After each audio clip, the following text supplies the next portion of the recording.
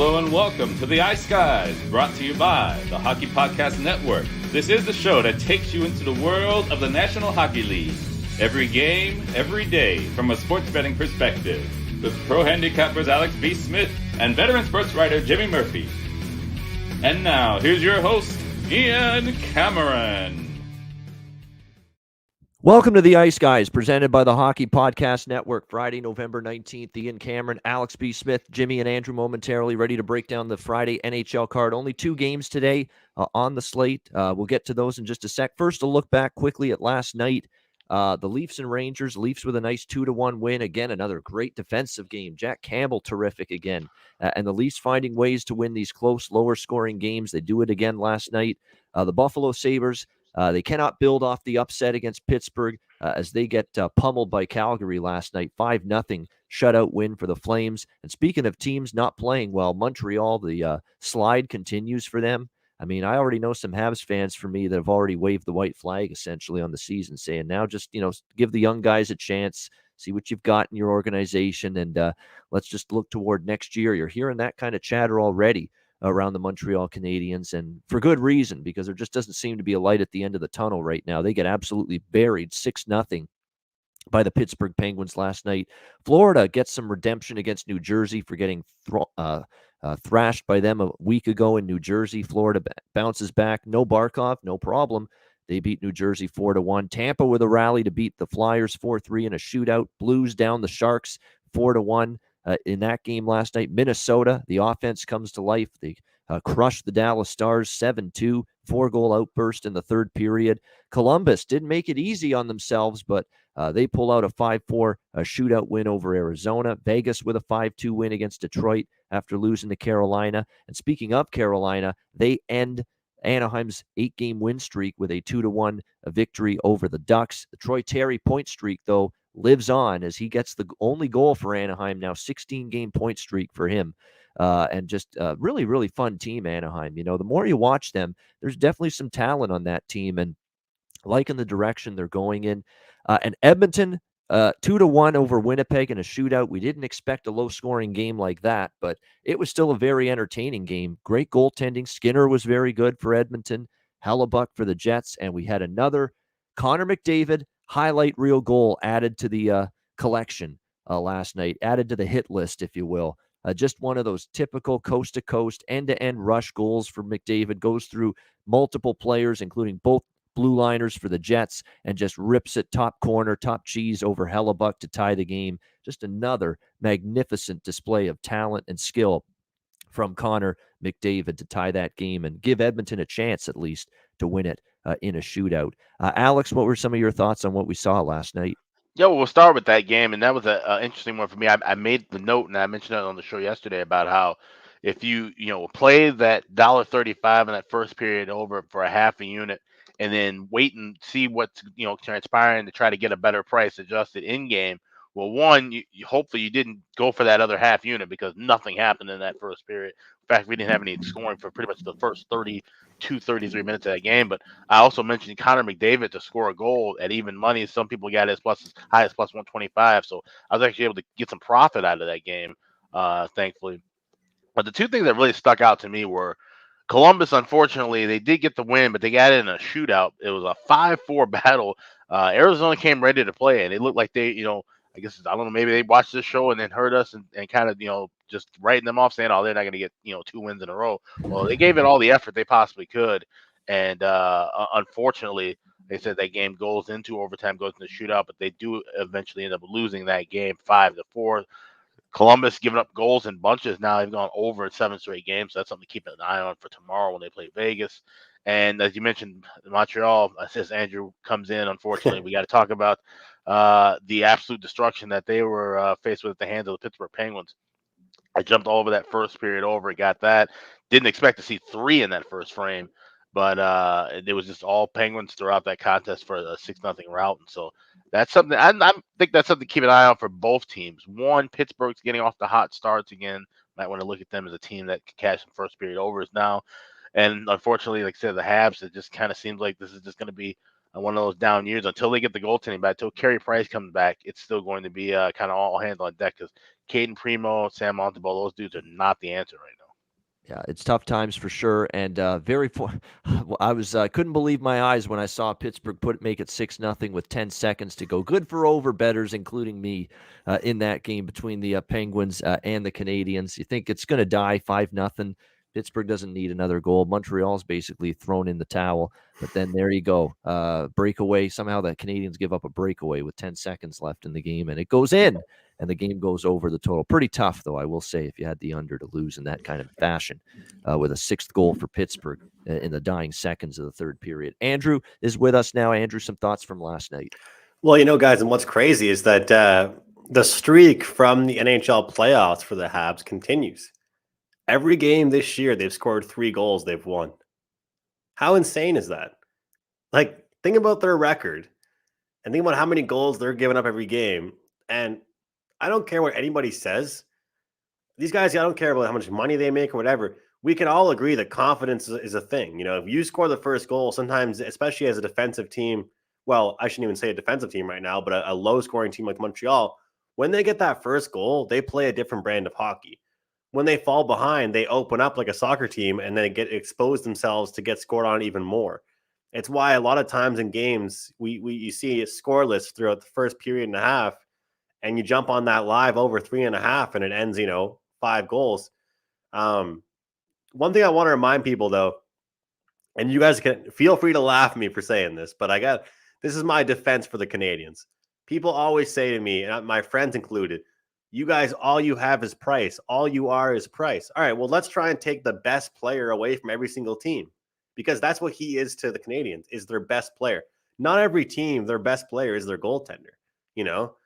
Certain teams can have obviously way more success without their best player, like Pittsburgh, like Colorado, without their best players. But, I hate when people say, well, all they have is to Carey Price. Well, yeah, he's their best player. That's why he makes the money he makes. You know what I mean? So last night, like Alex who said, Primo, I think he's actually improving, but he's still the 4th string goaltender. Let's not, hide that. So, they were decent underdogs yesterday, but that's not with their number 1, number 2, number 3. That's with their number 4 goaltender. So I got to just remind people every now and then that is the case, but they're still playing horrible hockey. What did I learn last night? I learned that some nights favorites are going to have great nights and the books are going to get slammed. And that's what happened last night. And I always talk with you guys about, volume. Is it a day where I want to go a lot or just play one? I played just one game and it actually was a sweat. It was the Tampa Bay Lightning on the money line. And then I continued to just auto bet that Troy Terry point prop. And he got the first goal of the game. So for me, it was one of those days where you sit back and you're like, oh, man, I should have played against New Jersey. Oh, I should have bet on Toronto. But you can't think like that. You know what I mean? I escaped yesterday with a prop winner and a side winner, and I'll take it. That's right. Sometimes you leave winners on the board, but if you're still having a good day overall, that's all that matters. And you end up plus use. Matty Ice, look at that. Matt Randall's in our chat. He's a guy that is involved with my other platform, Pub Sports Radio, the shows I do there. And he's joined us in the chat here. Great to see him joining us here and tuning into the Ice Guys. Great to see you, Matt. Hope you're doing well. Hope you're cashing some tickets. Hopefully we can cash some tickets tonight on the Friday NHL card. Let's get to it. We'll start with Winnipeg, Vancouver. Very interesting line move here. Winnipeg open -120 road favorites, and now Vancouver, the struggling Canucks, are a slight home favorite here, -110 to -115, total 5.5 across the board. I'm not involved in moving this line toward Vancouver. They've lost 5 in a row. I get it. The Jets are on the second night of a back-to-back. They're going to put Eric Comrie in net after Hellebuck started last night for the Jets, but kind of like last year where people were rushing to fade Winnipeg when Hellebuck didn't start and Brossoit started. Brossoit played well for the Jets last year. Comrie's playing pretty solid so far for the Jets this year in a backup role. 3-1, 1.98 goals against average, .926 save percentage. He's given up just 8 goals on 108 shots faced this year. He's been solid for this Jets team coming into this game. The Canucks, it's an absolute crisis of confidence right now. I thought the effort was very good against Colorado. And look, Darcy Kemper had to make some saves or else maybe Vancouver wins that game. But sure enough, penalty trouble. I don't know if there's a worse penalty kill in the NHL. I know there isn't than Vancouver. I mean, it's just from a live betting standpoint, it's important to keep this in mind. And Alex, you'll appreciate this here. When Vancouver gets a penalty in a game, you're really wise to bet next goal prop for the opponent, because they are just not they are not killing any penalties right now. It is an absolute shit show with the Canucks on the penalty kill. They have given up 2, 2, 2, and 3 power play goals in their last 4 games. I mean, it's just a dreadful penalty kill. Just defensively in general, they're struggling. I feel bad for Demko. I think he's a good goalie, but he's not getting help from the players in front of him. I'm not involved in this line move toward Vancouver. In fact, I'm just going to wait it out and take the best price I can with Winnipeg. I don't even care that they're on a back-to-back. It's just, I think the line move's gotten a little crazy. Just because Eric Comrie's in net, I would only look to Winnipeg here, and I like the over at 5.5. I mean, with this Canucks team, they keep talking about it.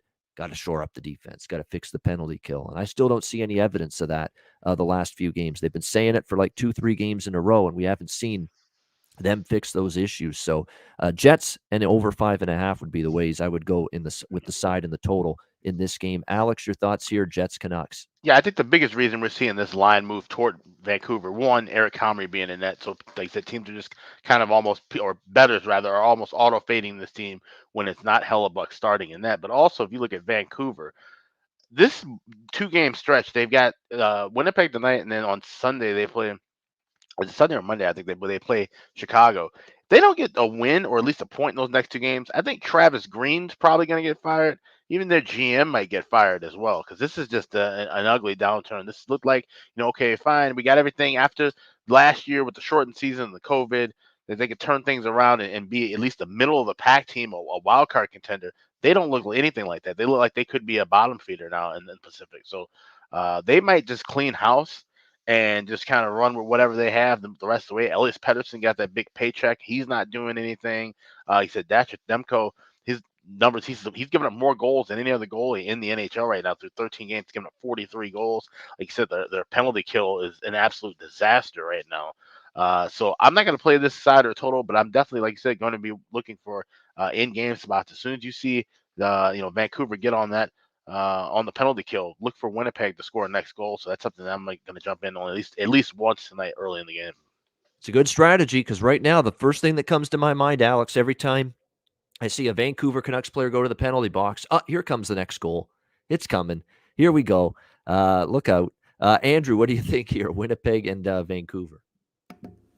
Well, I'm on the opposite side. I like the home team. There's two games tonight, and 2 desperate teams, and I think one of them wins.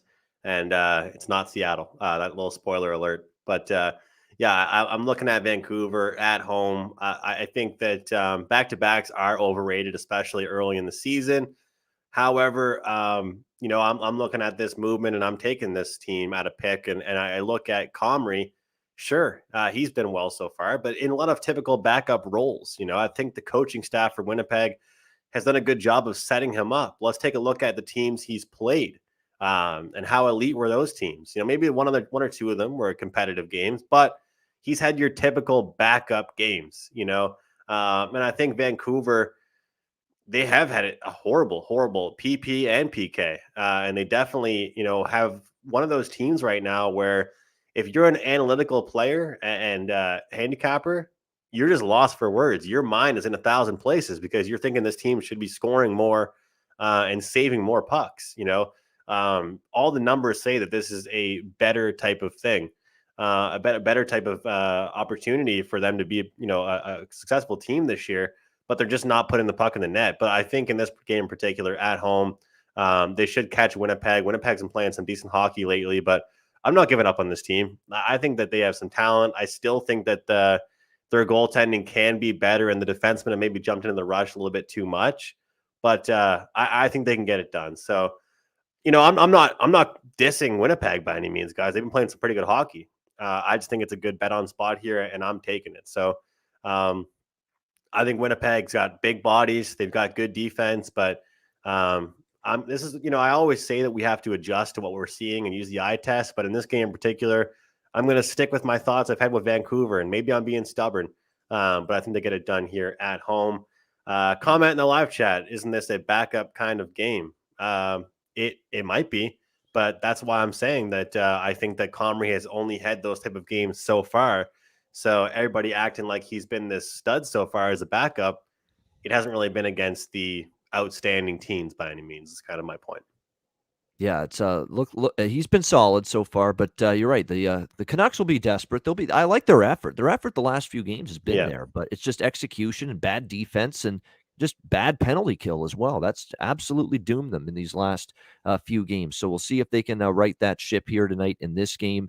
And tonight, it's definitely they have the rest advantage, the scheduling advantage. They're going to need every intangible advantage in their favor if they're going to snap this skid in. I think it is premature to give up totally on Vancouver. It wouldn't shock me if this team 2 months from now is on like a 6-7 game win streak. They do have that kind of team that they could put on a streak. They're a solid team, but right now they've got no confidence, and maybe they just need that one win to get it back. We'll see if that win can come tonight. We've got Colorado, Seattle, the second game on the slate tonight. Colorado minus 145, road favorites, 6 the total in this game. Seattle's really in a free fall right now. They've lost 5 in a row. Their defense has come apart a lot like it has for Vancouver. You've seen this team give up 5 to Arizona, 4 to Vegas, 7 to Anaheim, 4 to Minnesota, 4 to Chicago, all of them losses, and they've gone over the total in 7 straight games, the Seattle Kraken going into this one against Colorado. No McKinnon the last few games, and no issues for them. They still find ways to win. Now, they needed some good goaltending from Kemper. We just talked about Vancouver. They peppered a lot of shots at Kemper, and he was up to the task. It was a great game in net for him. But Colorado, if they don't get that goaltending, could have been a different outcome. It's not just McKinnon. JT Compher, we mentioned the other day's out. Bowen Byram is day-to-day on the blue line. I'm fascinated that Dave Hackstall, guys, went with Chris Drieger tonight in net for this game. Philip Grubauer, you're passing on putting him in net against his former team. I think that speaks volumes about, and you talk about confidence.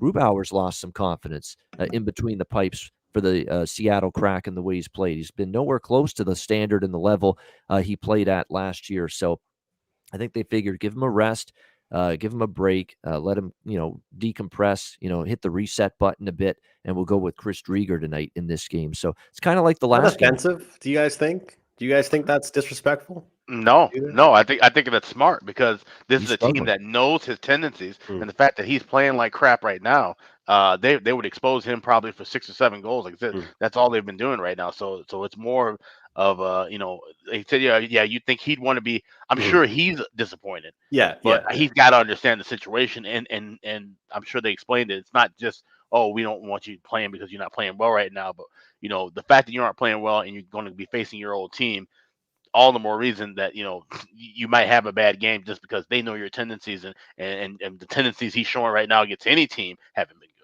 good. Yeah, there's no question. And Chris Drieger in net instead tonight, which just was surprising based on the fact that it's almost a given that you're going to start the guy that playing against his former team.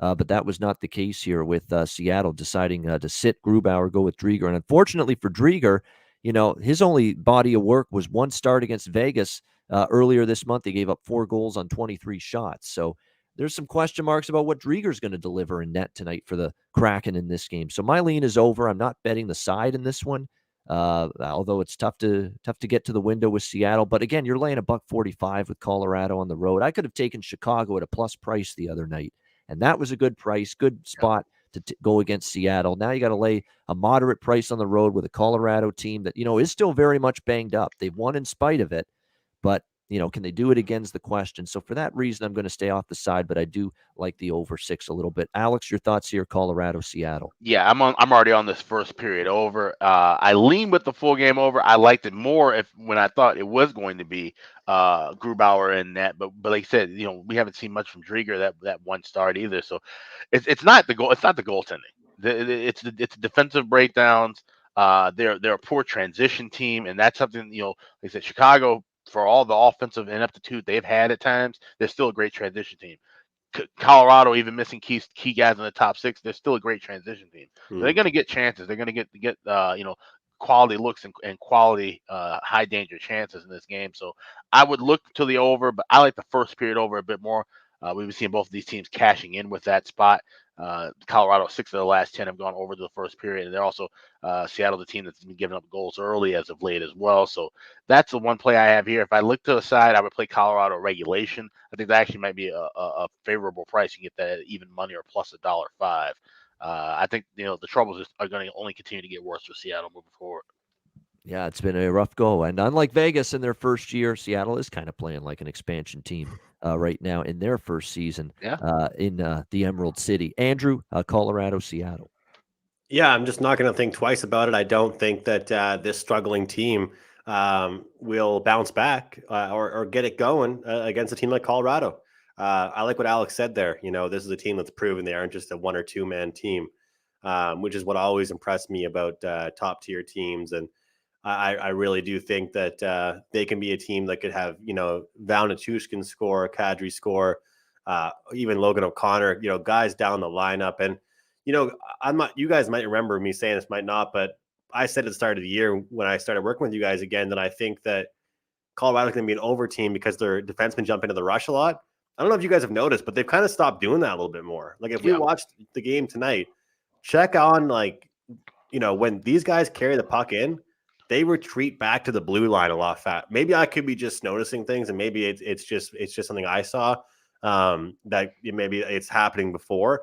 But I think that they're starting to tell their defensemen, like, hey, we love when you jump into the rush, but let's not act like you're a forward, And I feel like that's helped them a lot defensively. And if you notice, some of these big games that Colorado's playing in, they've started to be a lot more low scoring. So I actually lean towards the under in this game, but I've got a minus 140 Colorado ticket in my pocket. Good stuff. By the way, I want to mention this Vancouver game. I'm going back to the Niels Höglander. Well, he had 6 shots last game. He had 5 the game before that. Over 1.5 shots. You got to lay some juice with that at a few books, but I like that. And a plus 300 to score a goal as well. I'm right back to it. He had 1 million chances the other night against Colorado, and he had scored in a few games right before that game. So we're right back to the Niels Höglander prop train, if you will. Is there a number that you would look to take him with? I know some sites will have the over under, but then also they have where you get at least a certain number, a single number of shots. Is there anything like that? Would you 3 or more shots, 4 or more shots? I have not seen that, Alex, yet. From what I've seen, there's over 1.5 at a minus 175 price. Right. Some books have 2.5 at even money. You could go either. I think even 2.5 at even money. So would you say if you were to see something like at least 3 shots plus 130, would I bet it? Yeah. Okay, that's what. I mean, this is a guy that's had 6 and 5 in the last 2 games for the Vancouver Canucks. Like he's just around the net. It seems constantly in most shifts that he's on the ice for the Canucks lately. So his effort's been good, even with the team floundering. He's been there. His effort's been there, and he's been making things happen. So we're going to go back to that here in this game tonight. Boys, I'm getting called out here in the live chat. Yes, I am putting my money on the Canucks. They're not going to go 0 for the rest of the season. You have to keep that in mind as well. They're bad right now, and they do get a favorable scheduling spot. Like I'm not loving Winnipeg tonight. I'll put a couple bucks on it. But there's a case to be made for Vancouver for as bad as they've been. Well, that's why we do these shows, and that's why I think it's fun. Like we all do a bunch of different shows and across all different sports, and I just never really look at like if you guys told me like tomorrow you're betting this football team that I thought I was completely betting against, I would be like, okay, cool. Like we all have our own opinions. We all handicap differently. When it comes down to it, I'm not going, I'm not putting a max, highest rated wager on it, but I do have some money on this game. And as much as it might blow the mind of somebody that I'm betting on Vancouver, I don't think why are we acting like this is the Jets team of Wayne Gretzky with the Oilers? I mean, this isn't like the national team or anything like that playing against the Vancouver Canucks. Let's just, and they're not as good on the road. They only won 2 games on the road this year for the Jets as well. They're 2 and 5 away from Winnipeg, so you have to keep that in mind as well. That's that's the thing. Chris Otto says it right. I love hockey for all the different angles, and you're right. There's a million different angles in each game, and that's what makes it interesting, and that's why it's good. You've got diverse opinions, it seems, with a lot of games, and that's what's great about betting NHL hockey. We'll get to best bets, and we'll wrap up the show in just a second. First, DraftKings, we want to mention them, official sports betting partner of the NHL Unbelievable offer to celebrate the greatest sport on ice. New customers can bet just $1 on any NHL game with DraftKings. If you can bet just $1 on any game and win $100 in free bets if either team scores a goal. Doesn't matter if it's a one-timer, deflection, breakaway, however they light the lamp, you win. If DraftKings Sportsbook isn't available in your state yet, don't worry. You can play for huge cash prizes all season long with DraftKings Daily Fantasy Sports Contest. DraftKings giving all new customers a free shot at millions of dollars in total prizes with their first deposit. Download the DraftKings Sportsbook app now. Use promo code THPN. Throw down $1 on any NHL game. Win $100 in free bets if either team scores a goal. One puck in the net nets you a big win with promo code THPN at DraftKings Sportsbook, official sports betting partner of the NHL. Must be 21 years of age or older. Must reside in a DraftKings Sportsbook state. New customers only. Minimum $5 deposit and $1 wager required. One per customer. Restrictions apply. See DraftKings.com/sportsbook for details. Gambling problem? Call 1-800-GAMBLER. Download the DraftKings Sportsbook app now. Sign up for an account. Use the promo code THPN. All right, it is time for best bets for this Friday edition of the Ice Guys.